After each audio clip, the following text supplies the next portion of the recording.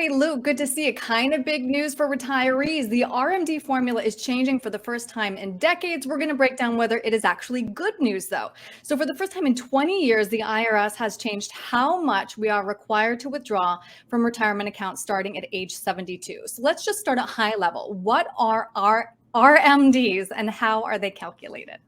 Yeah, high level, the RMD is the required minimum distribution, something a lot of folks should be familiar with. But basically, because we are continuing to defer taxes over our working years in both 401ks, traditional IRAs, and other IRA type accounts, at some point the government wants their tax money. So at the age of in the past 70 and a half, or now 72, which I'm getting ahead of myself, you are required to take out a certain amount, and that's based on a life expectancy factor, which can be found in the Uniform Lifetime Table. That will spit out your total required minimum distribution.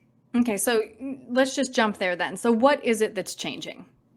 So this is the big one. Obviously, with the Secure Act back in 2019, that is where they first moved the age from 70 and a half out to age 72. Now, here in 2022, what is new is actually the Uniform Lifetime Table factors. And so you can see on the left there, the old age 72 number was at 25.6. The new one is at 27.4. Now, what that means is with the higher factor, you actually have to draw a lower percentage. So for those people that don't necessarily need IRA income, this can be favorable because your required minimum distribution will be kicking out less taxable income. Mm-hmm. So I feel like this is, again, a good news, bad news scenario, right? Your money can keep growing tax deferred, which means more money. But of course, the larger the distribution, the larger your tax bill in the end.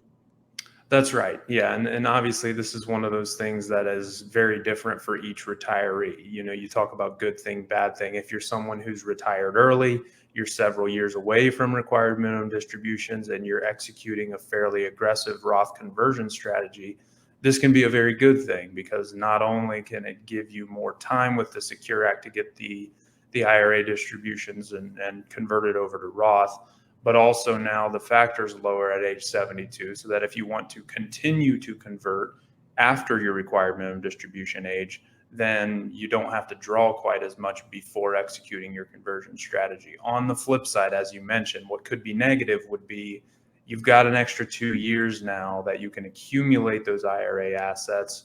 You're taking a smaller distribution at that time, but you're kind of just continuing to kick that tax can down the road.